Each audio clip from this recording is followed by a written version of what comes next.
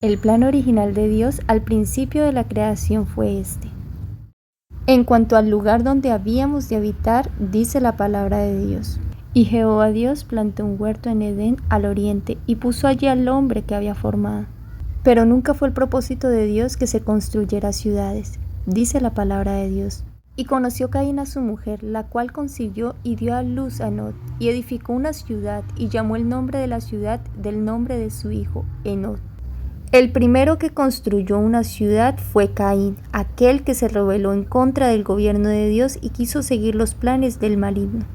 Ahora, los alimentos dispuestos por el cielo son estos.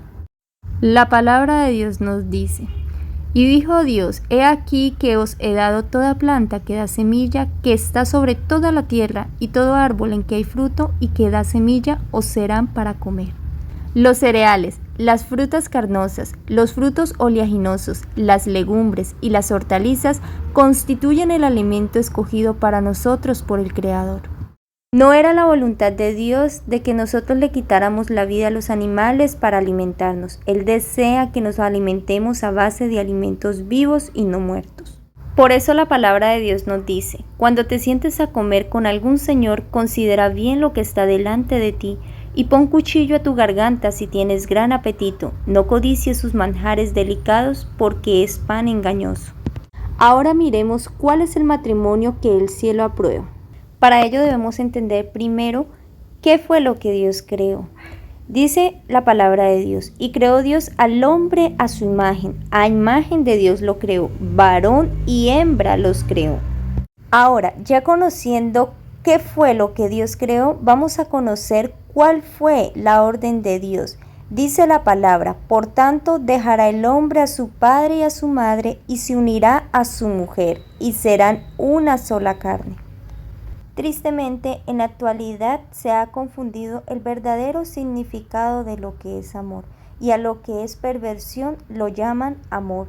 Sin embargo, la palabra de Dios dice: por lo cual también Dios los entregó a la inmundicia en las concupiscencias de sus corazones, de modo que deshonraron entre sí sus propios cuerpos, ya que cambiaron la verdad de Dios por la mentira, honrando y dando culto a las criaturas antes que al Creador, el cual es bendito por los siglos. Amén.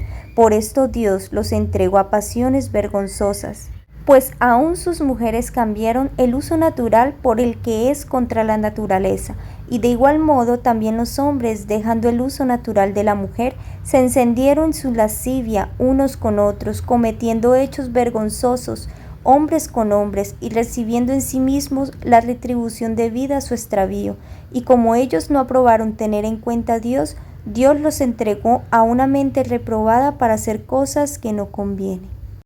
Además, Dios ordenó a Adán y Eva que se multiplicaran y formaran familias. Dice la palabra de Dios: y los bendijo Dios y les dijo: fructificad y multiplicaos, llenad la tierra y sojuzgadla, y señoread en los peces del mar, en las aves de los cielos y en todas las bestias que se mueven sobre la tierra. Pero para que esta reproducción se pueda llevar a cabo, Dios hizo al hombre y a la mujer. Por lo tanto, esta clase de unión no se puede reproducir. Este movimiento feminista ataca la vida misma del ser humano y rehúye la responsabilidad que le fue entregada inicialmente a la mujer. Y esta doctrina contradice puntualmente lo que dice las Escrituras.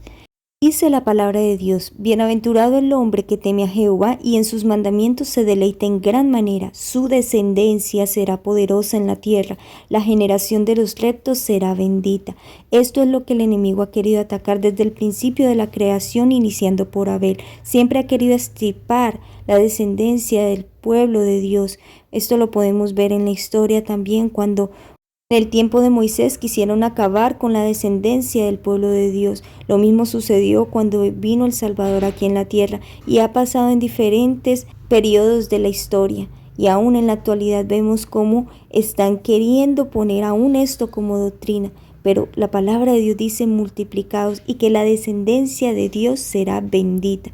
Además, la palabra de Dios dice: palabra fiel: si alguno anhela obispado, buena obra desea, que gobierne bien su casa, que tenga sus hijos en sujeción con toda honestidad, pues el que no sabe gobernar su propia casa, ¿cómo cuidará de la iglesia de Dios?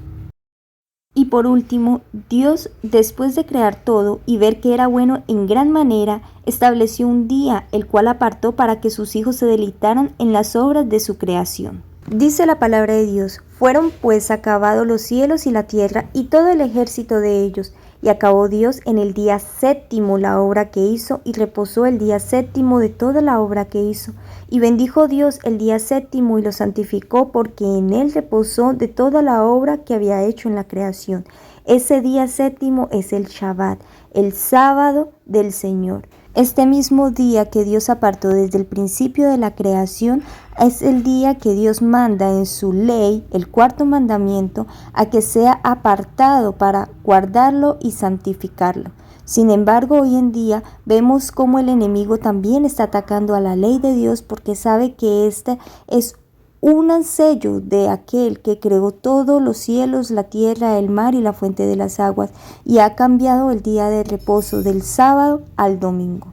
La palabra de Dios habla de un poder religioso que hablaría palabras contra el Altísimo, y a los santos del Altísimo quebrantaría, y pensaría en cambiar los tiempos y la ley. Este poder representa a Roma papal. Ustedes mismos lo pueden identificar.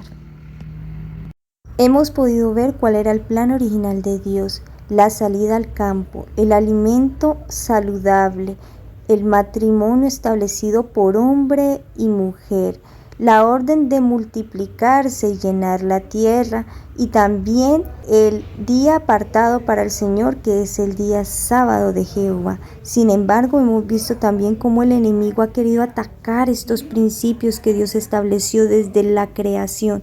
Ahora, ya tomando conciencia de cuál es el propósito de Dios para con la humanidad, que es volver a retornarnos a ese Edén que nosotros perdimos, leamos qué nos dice el libro de Jeremías capítulo 6, versículo 16. Así dijo Jehová: paraos en los caminos y mirad, y preguntad por las sendas antiguas, cuál sea el buen camino, y andad por él, y hallaréis descanso para vuestra alma. Mas dijeron: no andaremos. El llamado de Dios es a que nos paremos y miremos las sendas antiguas, aquellas cosas que el Padre Celestial estableció desde el principio de la creación, y andemos por ese camino. Una vez que nosotros mismos estemos andando por ese camino que Dios ha trazado para nosotros, se nos mandan también a que edifiquemos las ruinas antiguas, los cimientos de generación y generación levantaremos, y seremos llamados reparador de portillos y restaurador de calzadas para habitar. Eso es lo que quiere Dios. No solamente que nosotros andemos por ese camino, sino que también podamos ser reparadores de portillos y podamos ayudar a otras personas a conducirlos por el camino correcto. Finalmente, el Salvador dijo: yo soy el camino, la verdad y la vida. Nadie viene al Padre sino por mí. Ahí vemos que no todos los caminos conducen a Dios. Hay un solo camino, y ese camino nos conducirá de vuelta al Edén. Que el Padre Celestial les bendiga, y espero que esta meditación haya sido de bendición.